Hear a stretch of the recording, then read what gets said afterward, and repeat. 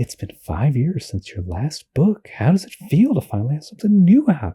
What's it like since the last time? What have you been doing all this time? I don't know. I get kind of embarrassed talking about shit like that. This is another episode of the Flight Ringers podcast. I'm David King. That's Dan Spottswood. It's good to be here. Thank you. We are professional cartoonists, and we are Legion of Superheroes experts. I mean, there's a couple of different brands, like the Whole Foods ones, pasture ones. That's what we get usually, and their price is normal. I mean, I feel like it's normal. California prices, they're probably $5 a dozen or something. Whole Foods? I thought you didn't shop on Amazon. I shop at the grocery store, and I do buy shit on Amazon. Sorry, America. Yeah, there's no escaping. Yeah, I know. Like, sometimes I feel bad about it, but then I'm like, I don't know. It doesn't stop my neighbors from buying shit on Amazon. Like for a while, my neighbors across the street, they had it was like the parents and like the son and his wife and their baby lived there, you know? And like every couple of days, there's just like a pile of Amazon boxes and packages on the front door, on their doorstep. I'm like, well, I'm not using it like them, but also like if they're using it like that, like what's it going to hurt if the same delivery driver brings something to me across the street? You know what I mean? So yeah. Yeah, I don't know. I mean, everywhere I go now, maybe it's bigger in a huge city, but, you know, like every fourth car when you're driving in the suburbs is one of those weird tall vans. Yeah. Amazon vans or a UPS truck. Yeah, out here they're just UPS trucks with the Amazon vinyl wrap or whatever on them. Yeah. And they're everywhere. What happened to the fucking drones? I thought they were supposed to start dropping our packages off via drone. We're talking about that. That's the Amazon locker, I think. Yeah. Yeah. But one day I was, I think I was out of my car. Like I was taking something in the car and the Amazon truck drove up and the guy got out and he was just like hauling ass. Like, and he took a thing up to my doorstep and they take a picture of it, you know, on their phone. And he's walking out and he just had this look on his face like single focus, you know, and didn't seem happy. Yeah. And like right when he walked up, I was just going to be like, hey, thanks, you know? And he ignored me. He didn't turn around. And then I'm like, oh, well, he's in the zone or whatever. But now he's walking back down the street kind of towards me or down my driveway. And I'm like, thank you. And he's like, he just looked at me like, and then kept on going, you know, like, because they have like these weird quotas like every 5 minutes or less. They got to be somewhere and do this shit. Right. They get kind of graded. Yeah. Like UPS they can get like has a deterred. You know? They can get like docked for going to the bathroom too many times in the warehouses. They've got like GPS on them. Yeah, they have GPS. Like you can tell where they're at on the website when your package is out for delivery. Right. I don't like. I just had a great idea for a heist, but someone's probably already thought of this. What is it? You get like a UPS looking truck. You dress up like a UPS guy, but you're a reverse UPS guy. You stop and you pick up the boxes and put them onto your truck. Yeah, but all you would do is like get that driver fired, you know? Well, I'm talking about being a thief. Yeah, I know. Like Amazon wouldn't give a fuck if all that stuff got stolen. Just the dude who was supposed to have delivered it will be on the hook. Right. Except that he takes a picture of everything. So I guess he'd probably be okay. Yeah. But also the shit that you would get is just garbage. Like everybody orders crap, you know? Like the stuff that we order, you wouldn't want to steal that. Like cat treats and stuff. Like just be embarrassing. Waste of effort to steal that. Yeah, it's this false sense of prosperity or something because it's great that you can buy books or toys so cheap now, but like you can't, you know, healthcare, housing, even cars, you know. Yeah. Are more unreachable than ever. Yeah. But you can get all kinds of entertaining junk. You know, I thought about mailing this to you, but I didn't think it'd get to you in time. I thought I might be able to find one, but like there was one at a comic shop that I go to sort of regularly, like occasionally, like actually a couple of months ago, they put out kind of a big collection of adventure books and they had that one there, but it was like, I could tell it was just thrashed and it was still $25. So I was like, nah, I'll wait on that. And then it was gone the last time I went there anyway. Shit. I saw a slabbed one, like a 9.4 for $400. Might be worth it. No way. Like a 9.4, like almost a mint condition one. It's just weird. I can't imagine anyone spending $400 on a Legion issue that wasn't their first appearance. Yeah, their first appearance is worth more than that. Yeah, I know. I think eventually maybe not too long from now, the market's going to crash and the slabs will get a little cheaper. I don't see a comic book in a plastic shell holding high value. Maybe. Seems like that would be a good scam too, because it's slabbed, so you could just have like a a photocopy in there, folded over a Yeah. cheap comic or something. Yeah, I bet there's, I don't know, I wonder.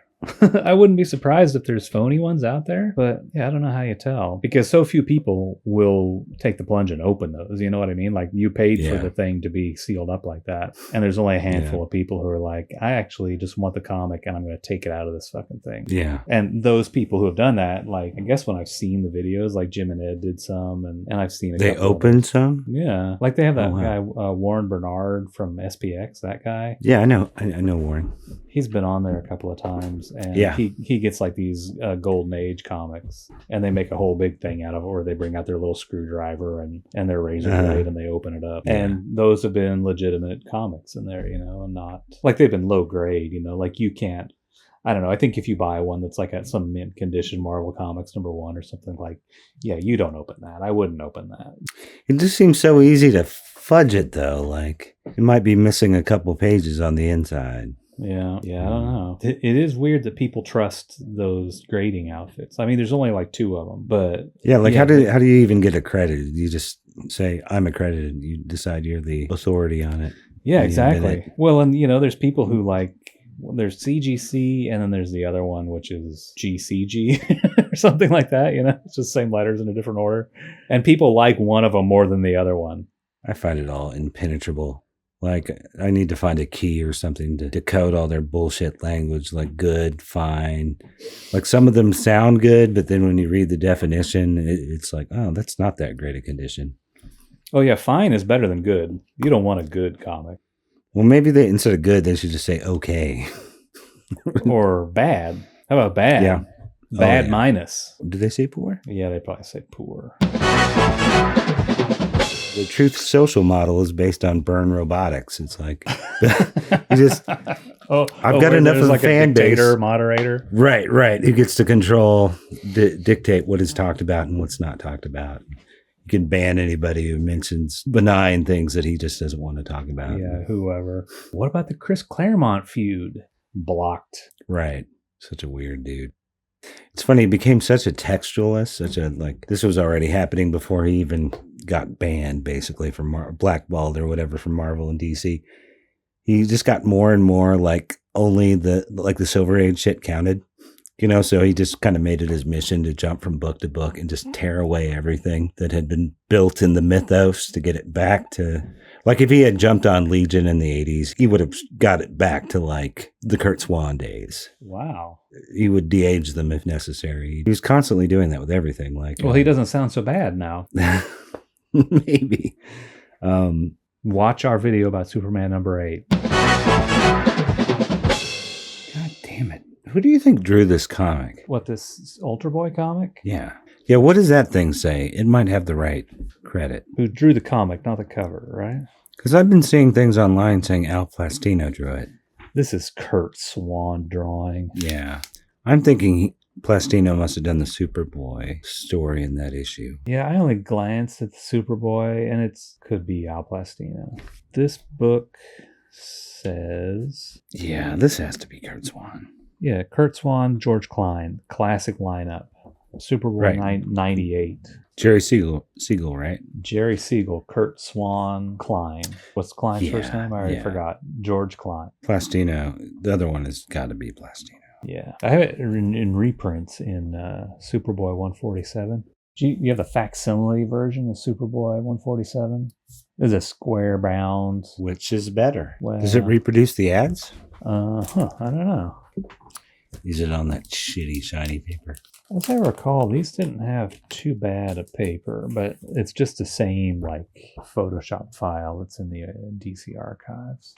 No, it's white, but it's sort of newsprinty. It's not glossy. Right. But it's got a fucking Shadow Archives ad on the back, or Spirit Archives rather. And then Batman action figures, Thunder Agents Archives. It's Wally Wood, right? The Thunder Agents. Oh, yeah, mostly. Yeah. He was kind of the brains, I think. And then I think somewhere way down the line is Giffen, right? And that's where he first uses Tom and Mary. That's right. Yeah, he did a what the fast guy. I don't know what his name is in the Thunder Agents. Fast guy. The fast guy, like the Flash, but a Thunder Agent. And that has some primo GIF and artwork in that Thunder Agents thing. But if you're looking for a reprint of Superboy 98, you can buy it in this thing. You can buy it in the original Superboy 147. Legion Archives #1. Though the reprint, I think, is kind of expensive. Like, it might not be much more just to buy the original. What? No shit? This reprint? These things seem like they'd be $5 back issues at the most. I think I might have got one of these for $1 not too long ago. Well, I feel like there's this weird thing, like if you run into it in a long box, it might be cheap. But if you're specifically looking for it online, it's going to be expensive. Yeah, you're right. I don't see these too often when I'm looking through bargain bins and stuff or any back issues. They had a whole big series of these, like this Superboy annual, these facsimile reprint things that are square bound. Yeah, I could see somebody trying to screw you out of $15 for one of these or something. Right. Some unscrupulous back issue guy. But look, you know it's cheap? This book. I paid $15 for this. Too much. Should not have paid $15. $25 cover price. These are on Hamilton Books for $8 right now, I think. No shit. Yeah. That is the book to have if you're a more casual fan and you want like one book that encapsulates the most about the Legion, I think. Yeah, it probably has a majority of the first appearances and stuff in it, right? Yes. Yes, it does. I mean, if you were a first appearance hound. Right. I got to admit, after reading Ultra Boy's first appearance, don't really care about him. Not that interesting of a character in his first appearance. You know, when I was a kid reading these comics, I always assumed Ultra Boy was the most popular Legionnaire. I'm almost sure he was back then.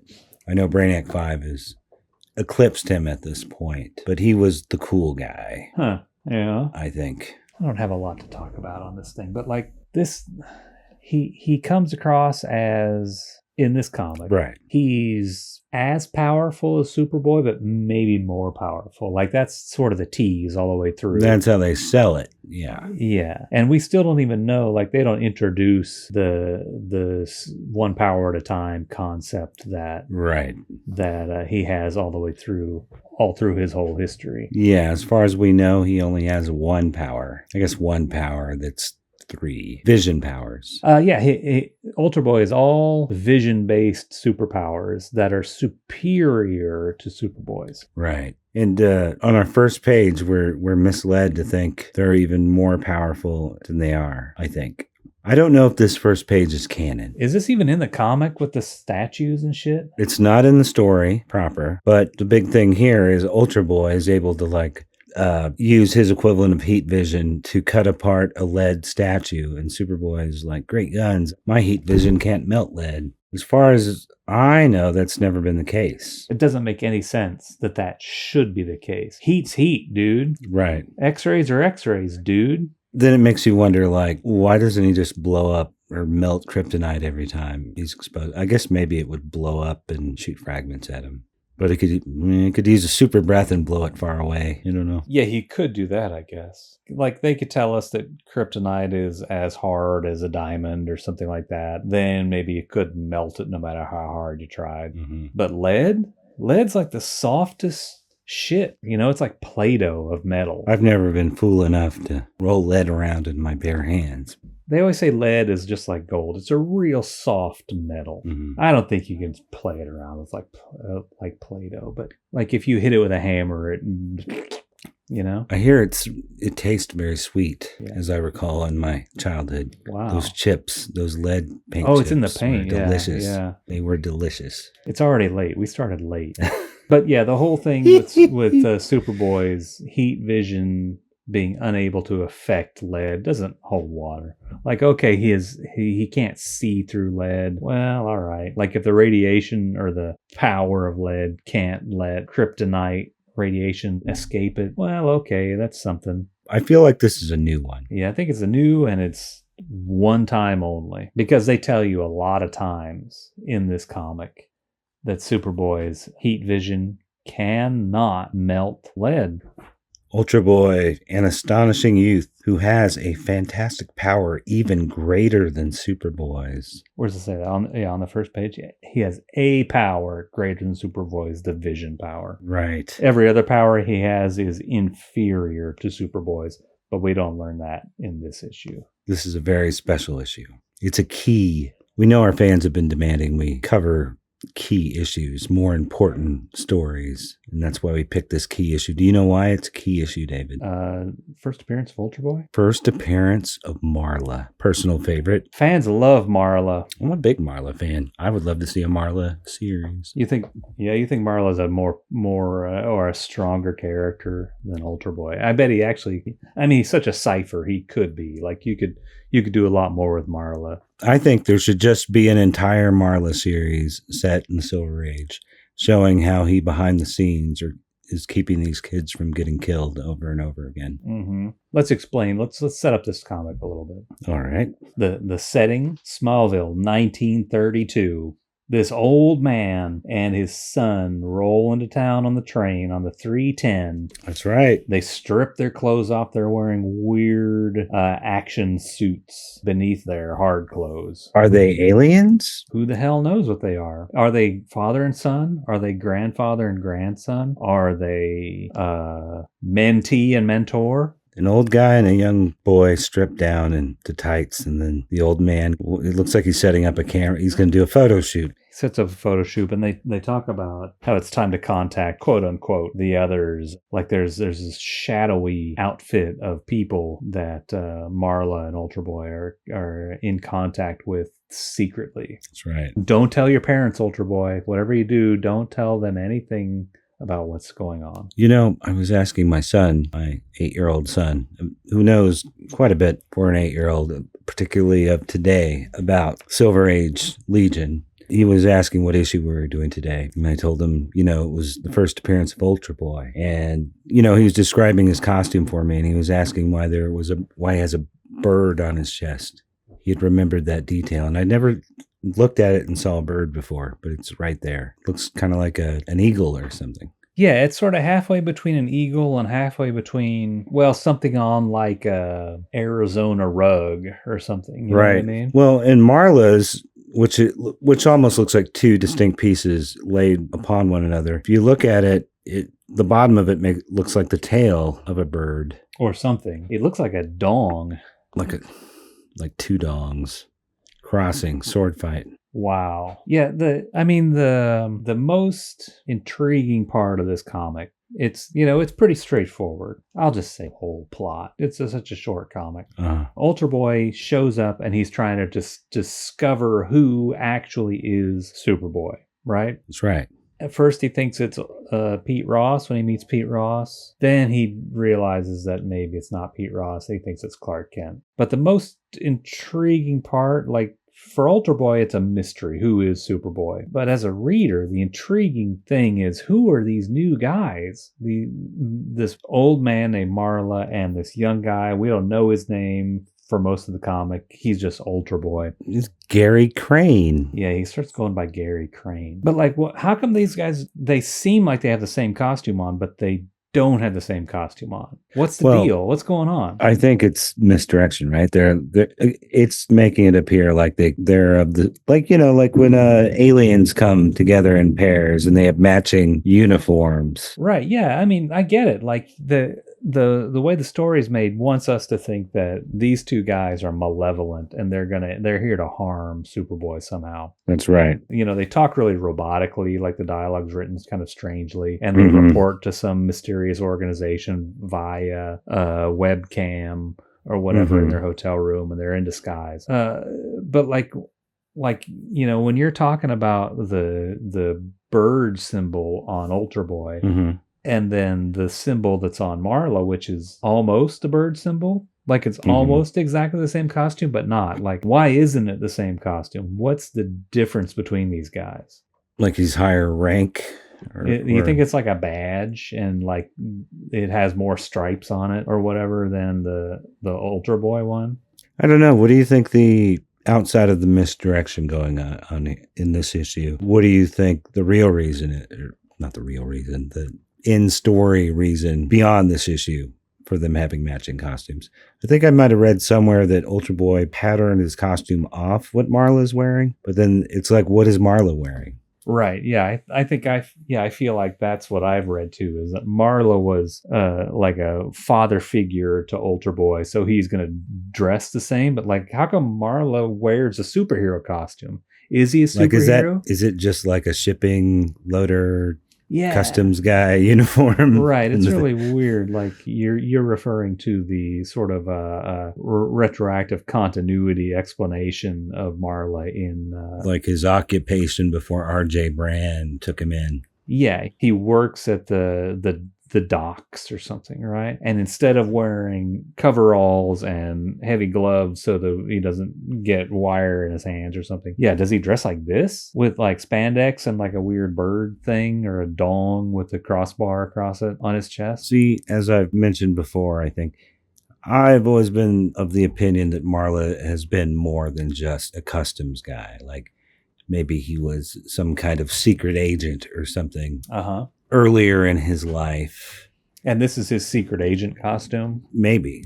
Something like that. Because he pops up later. What is it? Okay, he comes back in the 70s, a little bit younger, but he's an asshole. And then he shows up again in the 80s, like in that Secret History of the Legion. In one of those, he shows up like dressed like a ninja. And he's masked. It's him and a lady, right? I can't remember the backstory of that lady. But yeah, they break into Legion headquarters because they need to find some kind of secret in the past adventures of the Legionnaires. Right. And then the story previous to that you're talking about, he's a total dick. And he's like doing some kind of weird like Botox vanity facelift stuff to make himself look younger. Right. That happens throughout the issue. But anyway, from these very few appearances, I've always had the impression that this guy's like a very physically capable, he's more than a pencil pusher. Yeah. And we know that he sort of filled the role of the Legion Academy before the Legion Academy. So this guy, something like that. I think something like that was said. And like maybe because I remember somewhere it was like he left for a little while, like maybe after the Legion Academy was established, like he didn't feel as needed, or maybe they were all over 18 by then, and they could go have adventures unaccompanied. They had no longer had a need for a chaperone,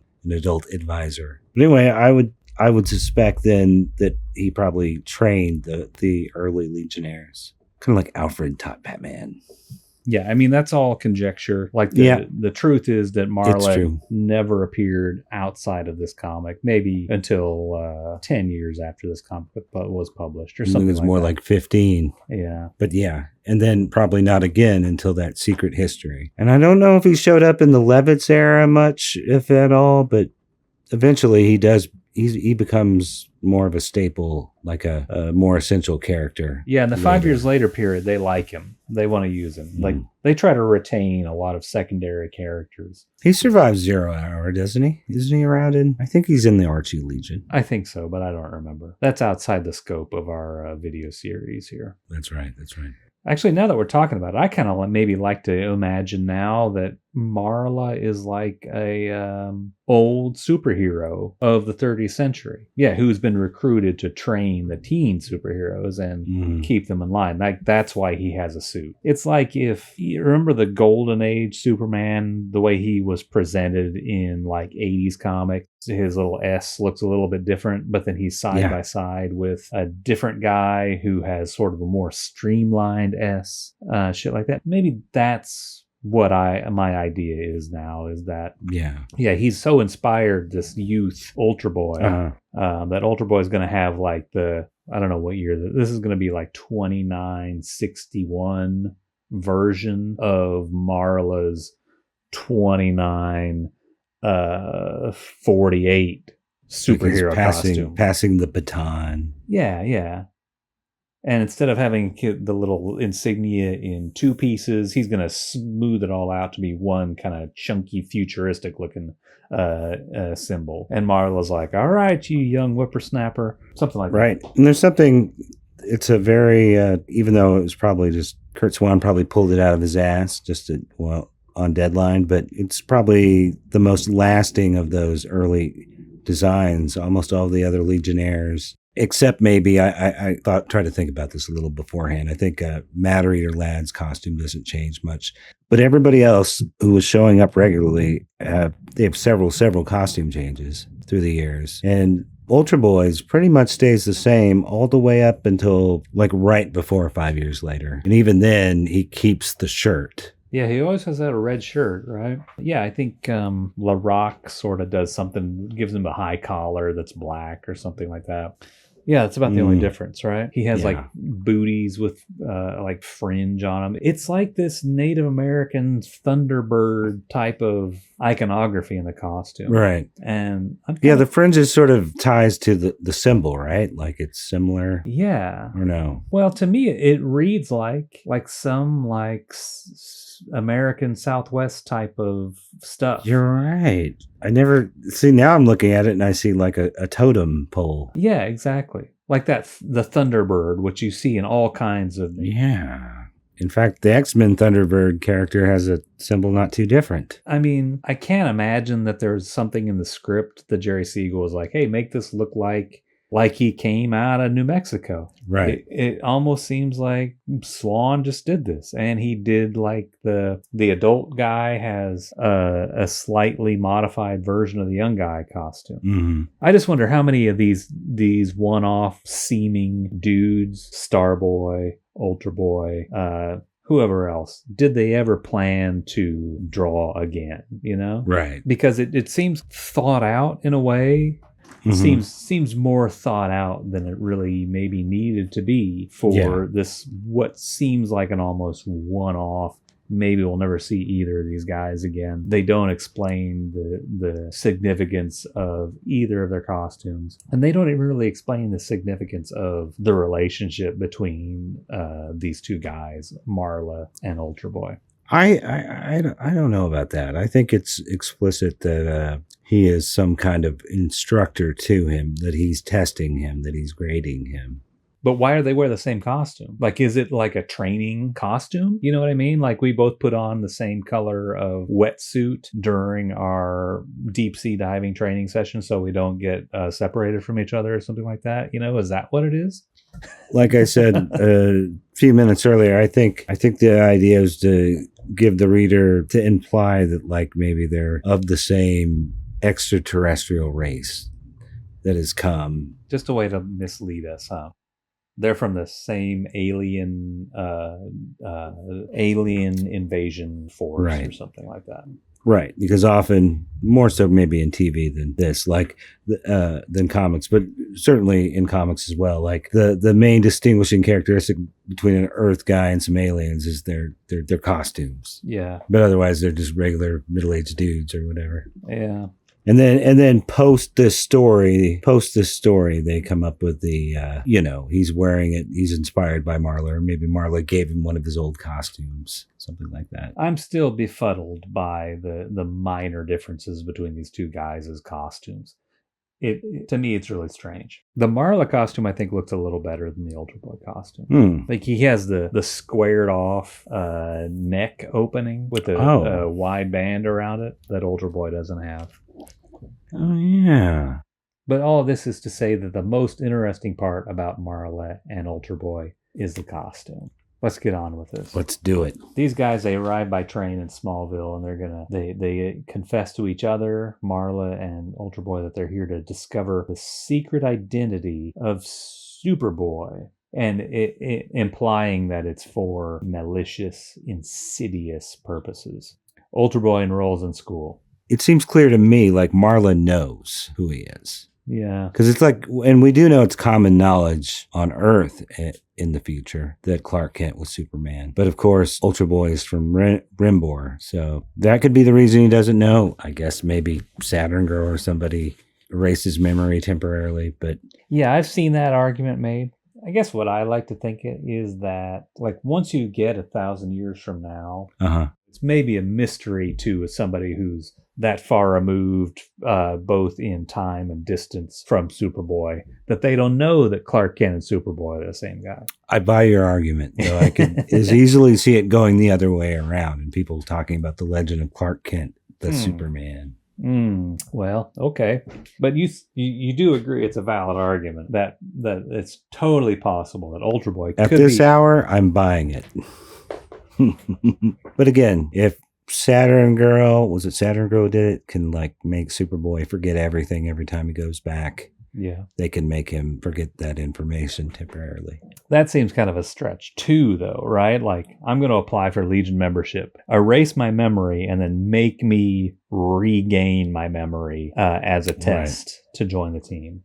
But that's what they're doing. He has to find out who Superboy is so he can join the team. That's their big revelation at the end of this story. Throughout the story, we think that maybe he's a bad guy. We don't know what's going on. It's Ultra Boy's first impulse after enrolling in school and just saying, I don't have a social security number. And they're like, okay, go to homeroom. Oh, yeah, my records were from my old school, and it burned down in a fire. Yeah. Could you do something that sounded more like a lie? Right.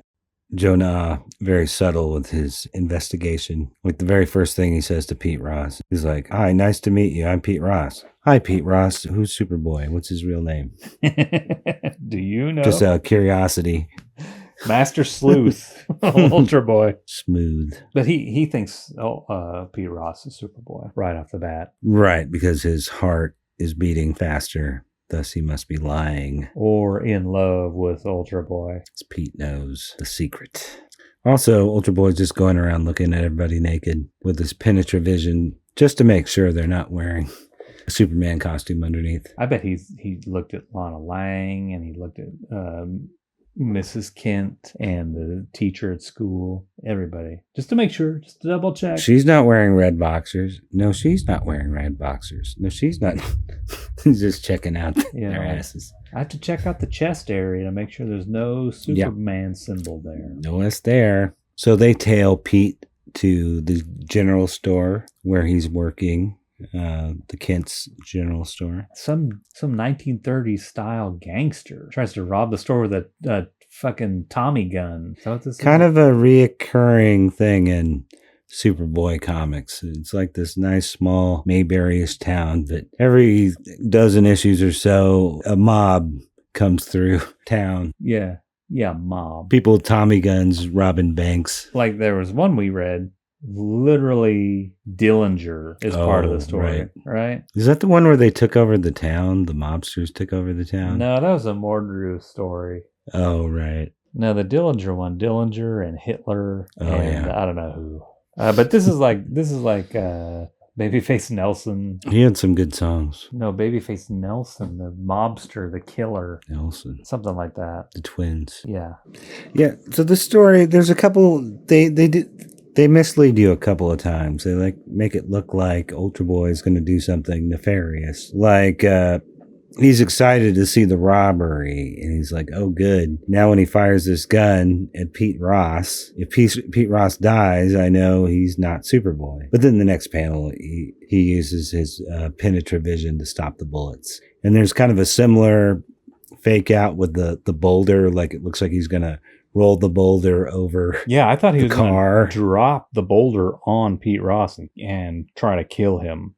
He's actually pretty harmless. Like if I wasn't convinced by the previous page where he stops the bullets and melts the bullets, then I would be dumb to think that he would actually drop the boulder on Pete Ross. Yeah, Ultra Boy is pretty much a square here. Later, as his character develops, they sort of retcon. He's more of a juvenile delinquent type, and maybe like Marla's just giving him this chance to rehabilitate that's the himself. only reason Marla's involved is because you need an adult to keep this guy in line or something, whereas another Legionnaire, he's so square just by nature, you don't need any supervision for fucking Bouncing Boy. He's too pure, right? Yeah, like Marla got this guy out of juvie. Yeah, like I see some can make potential something out of this guy. Yeah, we can fix him. Yeah. Even if you take this as a story of like a old man and young boy alien invasion plot, what do you need the old man for? It seems weird. Like, I don't know why they brought in the old man part. He doesn't add too much because everything that Ultra Boy says, Marla's like, that could be. You should pursue that idea. You know what I mean? Like, that's all he does. He never says yes or no, but it's because he's a teacher. He's like the teacher, and he's testing the student, but he's not going to give him any of the answers. Yeah, but we don't know that until the very end. You could have left No, him no, no. out But they entirely. implied that along the way, like that's what's going on. Like Marla says to him, "Should you fail to accomplish this mission, even I won't be able to help you." He's like, "I won't fail." Yeah, all right. Like I feel like over and over he's saying like he can't help him. I just wonder why he's there then. Because he's like the driver's ed teacher who's he's grading him. If he's part of an alien invasion force, why is there a guy there saying, like, if you screw this up, can't do anything? You know, it just seems like this weird added obstacle to clear storytelling. You know what I mean? Yeah. Like, until we get to the end and like, oh, yeah, I see. He's the chaperone for this guy. Like, prior to that, for the majority of the story, like, there's this weird guy standing around who never provides any valuable input, never does anything except to say, yeah, you could try that. Sure, see what happens. But if you screw up, I can't even help you. I guess it might make one worried for Ultra Boy, but also like if you're trying to make Ultra Boy potentially a villain, like I don't care about Ultra Boy and if he screws up, you know? He's taking a test to prove that he can conquer planets, that he can be in charge of an invasion force. He has to get his permit. Yeah. What page are we? Are we on the? I think we're on page 7 here when they're about to meet Crypto. That's where he's saying you better accomplish this mission. Right, yeah. I just saw that. And even on page 2, like when Ultra Boy's explaining his plan out loud, Marla's like, you'd better. There's the sense that he's supervising him. Yeah, I guess. I think if you don't read it closely, like I didn't read it closely, you might think that these guys are sort of equals, but maybe Ultra Boy's leading the charge. I don't get that. But maybe because I know too much ahead of time. But like he's clearly a kid and smaller, and I think it would be weird, especially back at this time, to have this guy who's a kid who's a head shorter than this authority figure looking character telling him what to do. I mean, maybe we don't know that he's being tested or that's his teacher, but I think there's a sense that he has some supervisory role. Yeah, I think that does become clear, but right off the bat, it's as if this kid's trying to impress his grandpa or something. Oh, like yeah. That. Yeah. And yeah, I don't know. Yeah, so then we have cruelty to animals here. Oh wait, before we get to that, the crazy thing where Superboy comes and clears the road of the big boulder that Ultra Boy drops on him, and he's like immediately has a perfect use for the boulder where he throws it to plug up a hole in the Smallville Dam. That's pretty great. Yeah, it's convenient. It's stupid. It's out of left field. It serves no service in the plot line that like the dam near Smallville is about to break down. There's a tiny little effect on it that's kind of neat in here. The thought bubble is from, I guess, coming from the previous panel because Superboy isn't actually there. Down here on this is page 6, panel 6. Yeah. Superboy's thought balloon is explaining what's happening over the course of 2 panels or something. Right. And it's really wordy now that I'm reading it. Also on this page, that kind of circular insert on the middle left, like I feel like that's a good use of that. I don't usually like stuff like that, but that's better than figuring out some awkward way to fit Ultra Boy into that corner so that his dialogue is read last. Yeah, sort of, I guess spatially, Ultra Boy is distant from Pete Ross and Superboy, but Ultra Boy, while observing these two guys, realizes that Pete Ross is not Superboy as Ultra Boy thought he was. Yeah, there's this inset circular panel. Kind of a rarity in this period, I think. Like, there's a lot of that in the Gold Age. And maybe it kind of came back a little bit in the 70s, but I don't remember it being in a lot of 60s comics. Yeah, it's kind of like a silent movie kind of thing. Almost, you know? Yeah. And it's like these two moments are happening simultaneously. So in a way, it makes sense that it's within the same period of time. So it would be a panel within a panel, as opposed to cutting to him and then him thinking, oh, I was wrong. All right. Now, Crypto, the main event. Crypto makes an appearance. Superboy's super dog from Krypton. Not the currency. I'm sorry, being an old dad here. Another reference to my kid. Is he big into crypto? Well, just yesterday we were driving and We had NPR on, and they were talking about crypto. And he's like, crypto? What's going on with crypto? Because he thought it was the super dog. Oh, wow. Yeah, I bet your kid is the only kid in the entire country who thinks when they say crypto on the fucking radio, he's like the dog crypto. Well, I don't know about that. I mean, you just had a movie like a year ago. Who saw that, though? The kids movie? Well, that's good. I'm glad that your son thinks of crypto the super dog instead I'm like, sorry, this isn't the good crypto. I'd be pissed off if I was DC. Like, I mean, it's spelled differently, but the whole negative association, it's like brand damage. At least they didn't try to come up with crypto. Those assholes. I bet someone did, though. Someone made an NFT or something. So you can tell this little bastard Ultra Boy is a juvenile delinquent because he takes joy in hurting animals. Oh, yeah. He's like, I gave him a hot foot. He's like, uh-oh, it's Superboy's dog. He might go tell our secret identities, which are being revealed by them putting on white shirts. Yeah, like even if crypto had seen these guys changing identities, like what's it going to help if you fry him with your vision? Right. What an asshole. He's just laughing. I'd like to think Marla gave him a talking to. Marla wagged his finger at him. And then things really get exciting when Superboy gets his ass kicked by a bunch of grade school kids. I see this in comics all the time. I assume it must have really happened, but I've never seen anybody do this this game. The one guy sneaks behind and like gets on his all fours so somebody can push the dude behind him or push him over. Did you used to do that? Did you used to do that to kids? I never did that. It seems like it takes some really careful planning to do something like that. Kind of seems like you'd risk getting fucked up in the process. The guy who's hunched over back there, like, going to get kicked in the face by the shoe on the kid's way down. Yeah, like that. There's that potential. And also like let's say that you're the dude on all fours and then your enemy who gets pushed over you, like even if he doesn't like kick you, who's the first person in front of him when he gets up again is this clown who's been on all fours and is like laying on the ground basically.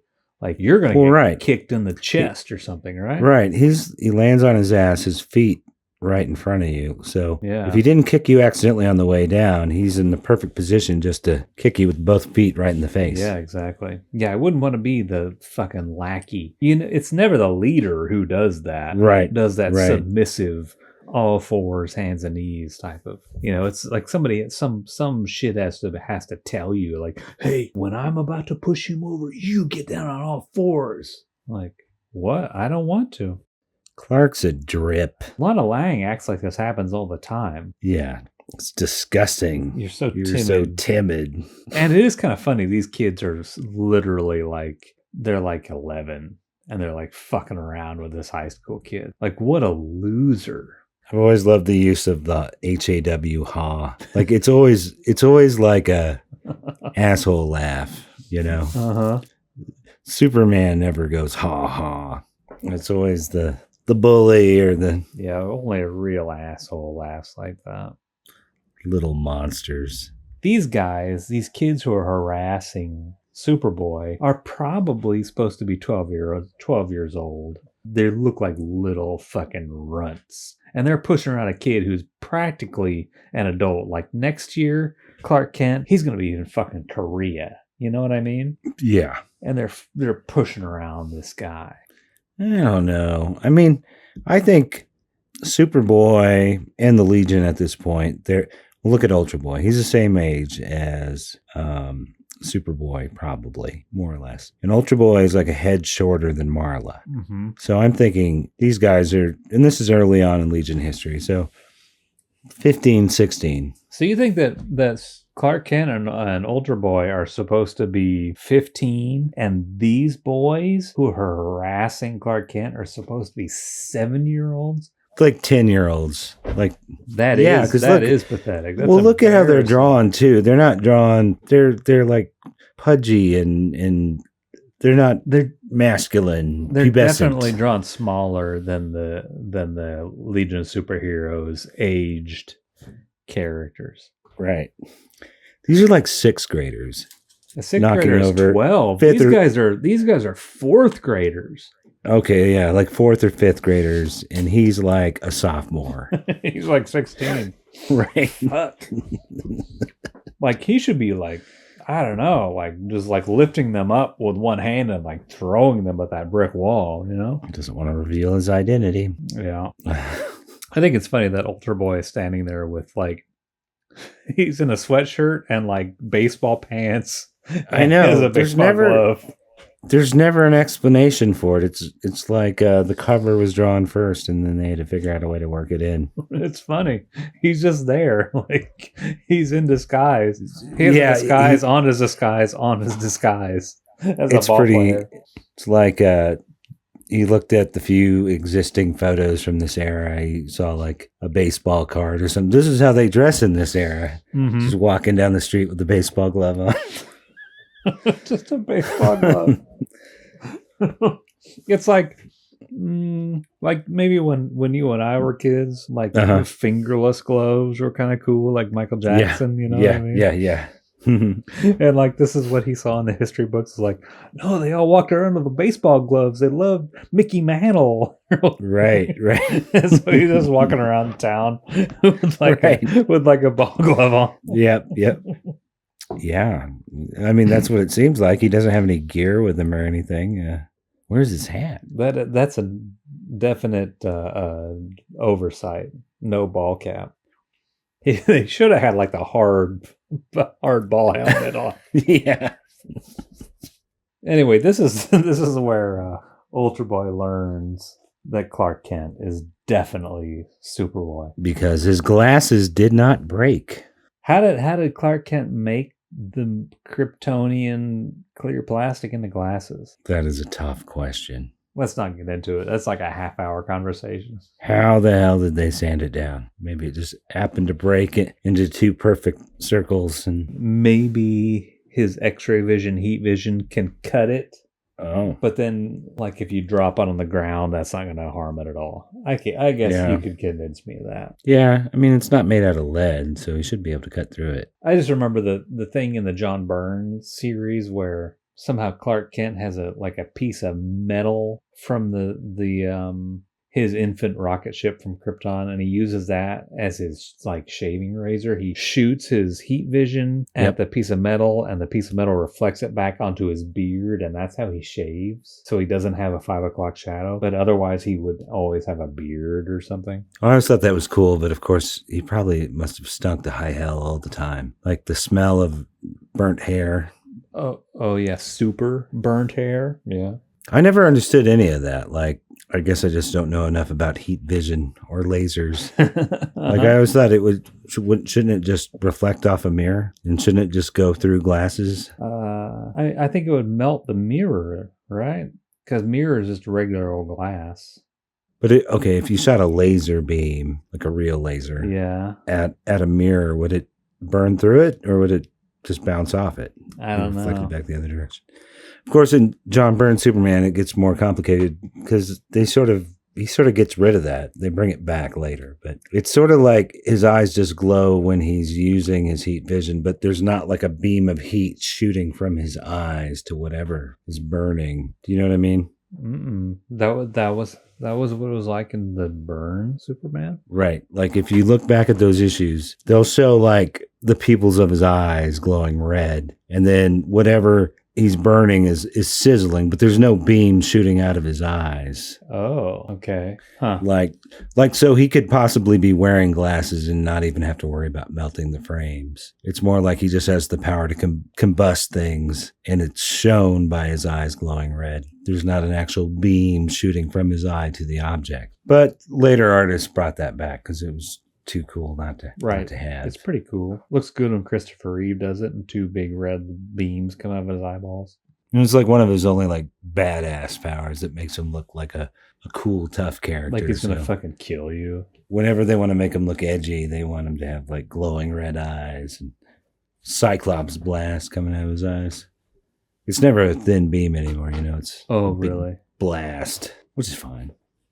Anyway, Superboy gets on to Ultra Boy because he overhears the photographer complaining that this is Donald Mace inside the photography studio Right. He's pissed because all his negatives got ruined because of, I don't know what. The X-rays. Well, the X-rays. X-rays from the Penetra-Vision fucked up his prints. Right. Exposed them, or which is a very contrived scene, but it's clever. Yeah. So Superboy looks at Ultra Boy and sees that he's wearing a Native American Thunderbird costume beneath his clothes at the same time that Ultra Boy is singing. Holy smokes. This guy's a Native American. Great Krypton. Poor Pete Ross is conflicted because he has this diary that has all the secret information about Superboy. Pete Ross, what the fuck is your problem? You're going to put all your secrets in a diary? Like, all he does is, like, day to day, he's like, I'm going to make sure that nobody knows that I know the big secret of Smallville. And that he just Superboy cannot think, the same guy. What am I going to do? It's keeping him up at night. He cannot sleep. He's having a restless night trying to think, how am I going to keep this diary from falling into the wrong hands? What can I do? He's writing that in the diary. Can you believe that? He's like, Dear Diary, I'm keeping a diary. I think if I keep keeping this diary, it'll cause harm to people. What am I supposed to do, dear diary? And then it hits him. I know. I'll spend $6 a year. Is it 6 or is it more?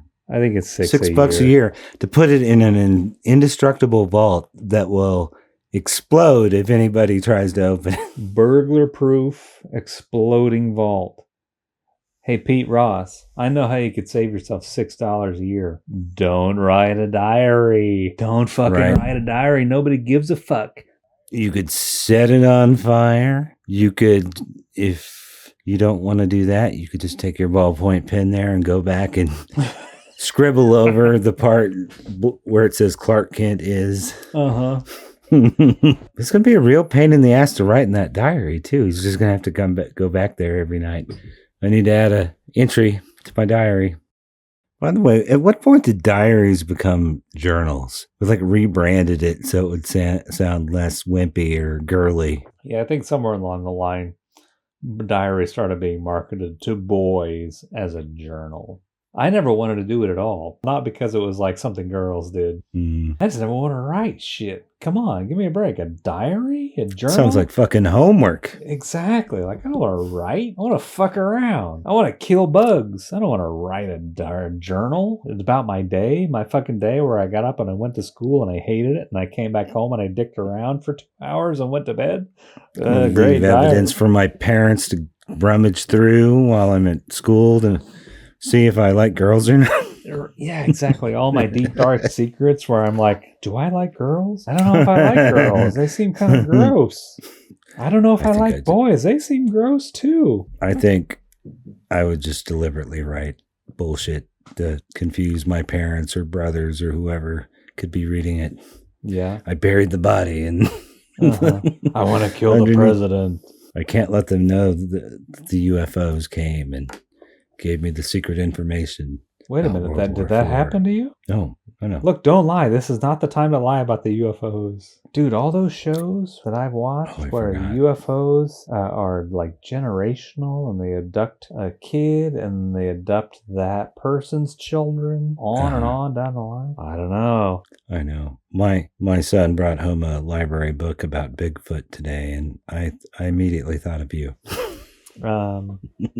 Bigfoot, that's a much better mystery. You know what I mean? Like, yeah, like these wide open expanses of forest that no one's ever explored. Mm-hmm. Who knows? There could be some animal out there that nobody knows anything about. Some small population of almost human creatures. UFOs and time machines and the Loch Ness Monster are all the same thing, right? Bullshit, you mean? Is that what you're about to say? No. Have you've seen Repo Man? I have one time. It's been a while. There's like a crazy guy who works there. It's the guy who played like Bob in Batman. And there's this 10-minute scene where he's explaining how they're all really the same thing. I don't know. He's probably right. He's probably right. The truth is that Bigfoot is a little bit more plausible and a much more exhilarating mystery than UFOs. What about QAnon? QAnon is fucking bullshit. Give me a break. Let's get through this Older Boy comic book. Let's do it. Pete Ross gets locked in the safe. Superboy can't get him out of the safe without blowing it up. Ultra Boy shows up. He can do it because of his Penetra-Vision. Hold on, friend. I know you're in a hurry. I'm in a hurry. I want to get over it. I'm done with this. We can't skip over the fact that he puts his diary in the safe that will explode if anyone tries to break into it. And as soon as Pete Ross goes in there, the bank guy has a heart attack. Apparently, he has had these heart attacks in the past, and each time he's unconscious for several days. And he is the only person with the combination. Maybe he should tell someone else the combination, because this seems like a very routine thing. Like, Mr. Lemmy has had another heart attack. He's going to be unconscious for days. He's clutching his chest, and they can't do any bank business. He just occasionally has heart attacks. They're like spells, painting spells. I don't think most people can survive more than like 2 heart attacks, right? Unless you're Keith Giffen. I think that guy had several. Get some exercise. Stop eating so much cholesterol. Smoking 5 packs a day. Yeah, so the bank dude, he's dead. Pete Ross, he's locked in the bank vault. All he has in there is his own fucking diary with all his secrets in there. Superboy can't get him out. It's going to blow up if Superboy fucks with it. Ultra Boy, he's the ultimate safecracker from the future. Ultra Boy and Marla show up to save the day. Superboy's really suspicious. There was a scenario where somebody melted the bullets that were meant to kill Pete Ross. Superboy doesn't know who did it. The lead bullets, right? Yeah. Somebody dropped a lead boulder on Pete Ross. Superboy has no idea who might have done this fucking feat. Superboy himself couldn't have done it with all that lead in the mix. And now we have this safe that's shut that he can't rip off with the superhuman strength, or the bomb will go off and blow Pete Ross up. But he can't use his X-ray vision on the lead to figure out how to turn the tumblers. Yeah, something like that. So luckily we have, this guy should just be super lead vision boy. That's his main power. I can see through lead. You got lead? No, I can do it. I'm here. It's like if you need Superboy, except there's lead involved, you can just call up Ultra Boy. Superboy's like, I need to refer you to this other superhero. He's a Southwest America guy. He's got a ring with a bunch of turquoise in it, and he's got a Thunderbird insignia. He's got a weird grandpa, keeps in tow. Oh, so they get him out. They get Pete Ross out. And then, this is the best part, I guess. The origin of Ultra Boy, I guess. Is this the best part?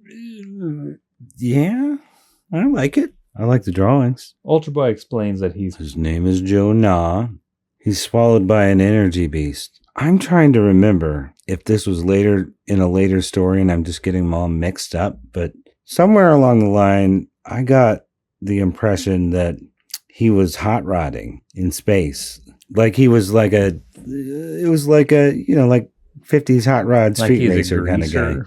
Yeah. Right. Like a space greaser. And he was hot rodding against some other friends. And somehow that led to him getting eaten by. Oh, right. Like they're playing, like in Rebel Without a Cause. Like chicken or something.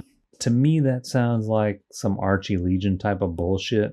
Oh, okay. Like Mark Waid was like, no, he's a greaser. And he's like, you're tearing me apart or whatever, It makes sense to me, though. I don't know. Like he's the Fonzie of the Legion. Like he's like James Dean in the 60s. He's like the Dazed and Confused guy in the 70s. And then he turns into like the heavy metal guy in the late 80s and 90s. Like Eddie Van Halen? Maybe. So instead of driving off the cliff in his hot rod, he drives into the mouth of an energy beast. Mm-hmm. And he's in there, and while he's in there, he gets superpowers, and then the Galactic Patrol comes, blows a fucking hole in the energy beast so he can escape. Yep. And he has superpowers. Penetra-Vision when he gets out of there. As time goes on, Ultra Boy has, he has, 3 powers? He has Penetra-Vision, he has Ultra Strength, and he has Ultra Invulnerability, I think is what his powers are. But he can only use one of them at a time. Wait a minute. Is he really that limited? I think so. I thought he essentially had like all of the Superman Mon-El type powers, but he could only use one at a time. I thought he only had 3 powers. Like the strength is kind of the thing that matches him with those other guys. But the Ultra Invulnerability is the big one that keeps him from getting killed all the time.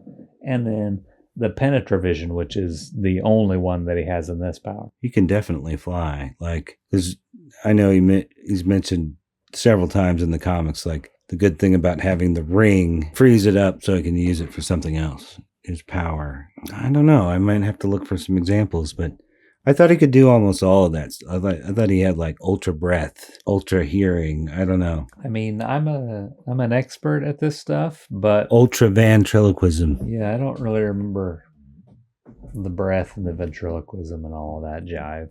We can definitely fly without the ring. I'm sure of it. Okay. I swear. Yeah. I'll send it to you. That's fine. I mean, I bet he can fly because he can use his ultra strength to vibrate his muscles and the molecules between him and the ground. Some shit like that, right? I thought you were going to say he was jumping like Superman used to. No, this is the more scientific explanation where he vibrates all the molecules of oxygen between his body and the earth. It's a good one. Somehow he doesn't come. Holy shit. With all that vibration. He has ultra speed, doesn't he? Pretty sure of that. Ultra speed? He can move super fast if he needs to. Well, that's part of ultra strength, right? No. Like if you had real strong muscles, you could move fast, right? I don't think so. I don't think it's the same. Okay. Because your reaction time and everything has to be sped up. Well, whatever. This dude in this comic, he's like, I was eaten by a space monster. Hey, and listen to this. My name is Joe Naw. And I was eaten by a whale. Like, sort of like a space whale, but actually like a space dragon. And Superboy was like, hey, that sounds like the shit that I know from the Bible, the Holy Bible of Jonah and the whale. And he's like, remarkable, very interesting. Listen to this. I came from the future to discover the secret identity of Superboy, and it's you, dude. Ultra Boy saying this to Superboy, and he says, I won't tell anybody else but you're Clark Kent. Sounds kind of like a threat. Yeah, don't worry, buddy. Don't tell anybody. Pete Ross makes sure to think for like the 12th time in the 3 pages he's in here that he already knows. We get it, Pete. Yes, he's pretty proud of the fact. So I'm thinking like Ted Knight should be Marla. Oh, really? Leslie Nielsen later days. Did you ever see the Adam 12 episode?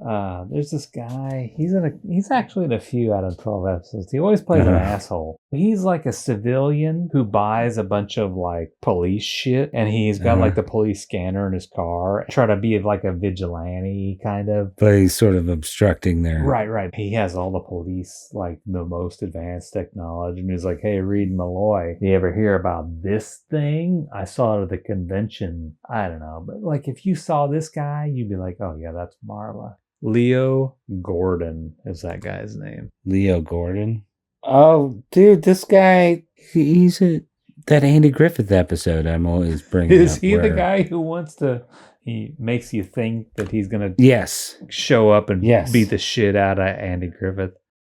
You think that guy could be Marla? He's got a Charles Bronson-y kind of, maybe it's his eyes. Yeah, he's got kind of that look. Physically, he's bigger and more like imposing than Charles Bronson. Yeah, there's a couple of pictures of it. I'm seeing it of him shirtless. He's like ripped, like really ripped, especially for that era. Big like bruiser type of lunkhead, meathead guy. But yeah, you know what? Now that we're talking about it, I'm always going to, from now on, think of Marla as Leo Gordon. Okay. There you go. Cracked the code. You cracked it. Yeah, so did we already go over this? It's revealed that he's testing to get into the Legion. We talked about it, yeah. Okay. And they go back in their time bubble. I think it's quite a while before they get around to elaborating on his powers. I think it's funny that he must be like, I'm just guessing, around the 10th member of the team, and they're already down to can see through lead. Like that specific of a kind of stupid power. Right. They're already out of good ideas in there. Yeah. Yeah, I mean, like the entirety of his powers is that his vision power is superior to the vision power of Superboy's.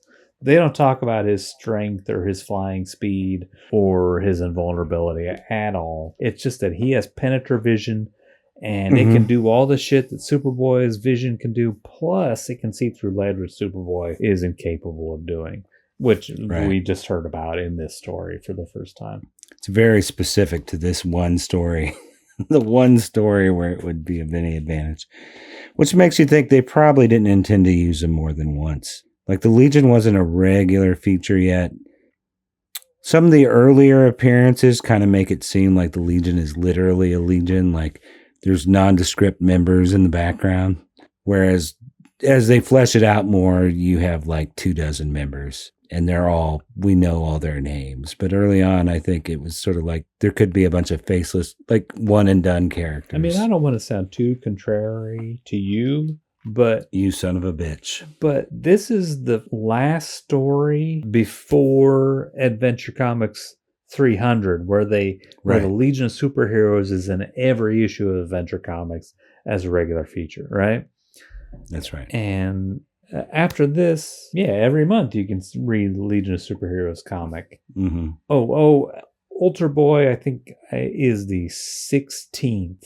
Was he that far down? Member of the Legion of Superheroes. Something like that, yeah. And I mean, it depends on if you count or the way you want to we're not count Yeah, them, we're not counting Quantum Kid. Come on. Well, but like it's a different story. Like as time goes on, we don't know if maybe there was some other people on the team in Adventure 247, or if there was only those three guys.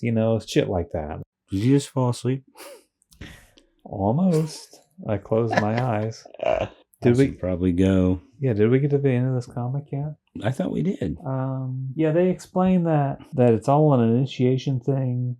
Yes. Then they give Pete Ross a coin so that he can go to any Legionnaire meeting that he wishes. This seems like such a fuck you to me. It's like, so the next time there's a Legion meeting going on, you could attend, except you live 1,000 years back.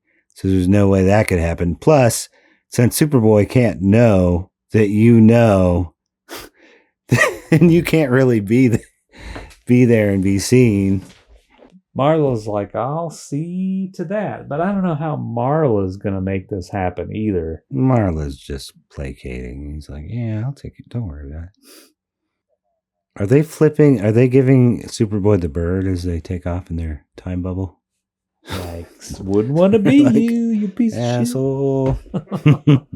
Good luck having sex with Lana Lang. We know it's not going to happen. It's in the history books. Pete Ross is not an honorary Legionnaire as of this comic, but I guess he kind of is eventually. Yeah, like somewhere along the line, didn't it become kind of like a reserve member? Like honorary. It was always honorary. Yeah. I was reading some internet shit about this, and somebody was like, I'm glad in your review of Superboy 98 you didn't say that this is the one where Pete Ross became an honorary Legionnaire, because it's not the one where he became one. In this one, they just give him a special ticket into a Legion meeting or something.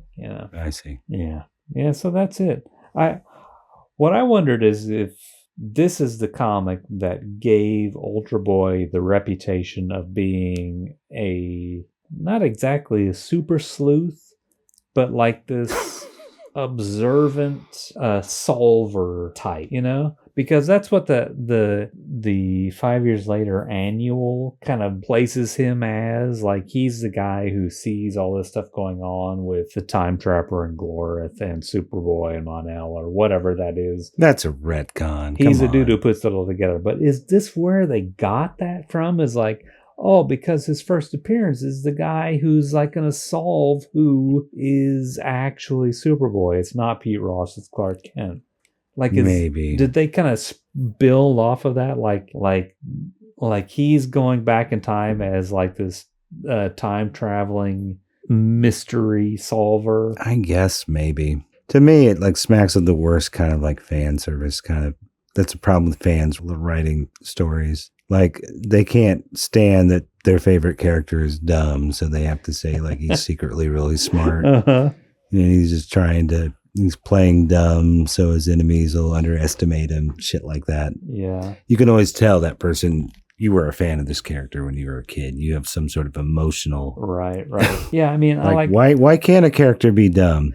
Yeah. I mean, I think at best, he's sort of depicted as a street smart kind of guy. And the detective thing does sort of run... This is the only case of it. I mean, it's kind of happening in the Starlin issues, I guess. Kind of. Like, he doesn't even solve a mystery in that, right? It's like, this is the biggest mystery of his career. And it's like, it's a mystery that basically everyone except him knows the answer to. Mm-hmm. But I kind of feel like somebody was like, oh, well, he's the guy who in his initiation was tasked with solving a mystery. And so now his whole thing is that he secretly, in his mind, is an analytical type of person and solve mysteries all the time, even if he doesn't let us know that that's what he's doing. And I guess I kind of feel like they grafted that onto his 1990 kind of characterization. They definitely do that in the annual. I don't know if Giffen really does that, though. Yeah. I feel like Giffen, at least by that point, he's writing him like Han Solo. I guess Furball's Chewbacca. But like the Sherlock Holmes Ultra Boy thing, I don't know. It really seems like it comes right from this issue, even though he's not a detective. He's not doing too much. And he's not solving a problem that we don't know the answer to. But I guess that's Ultra Boy from now on, from 1990 on until issue 63. Well, it's like, that's so Glorith-centric too. So like, you can just say he wasn't that guy until Glorith changed the timeline. He didn't have that kind of relationship with the Time Trapper beforehand, I don't think. Yeah, I mean, I have to get a fresh read on this annual because I haven't looked at it in a long time. Yeah, I'm actually really looking forward to doing that one. We were talking about Superboy 98, the first appearance of Ultra Boy and Penetra-Vision and Marla. Marla, yeah, the first appearance of Marla. The great Marla. Marla have a last name? Marla Gibbs? Marla bad motherfucker. Oh, I lost the thread. I don't know what we're talking about anymore.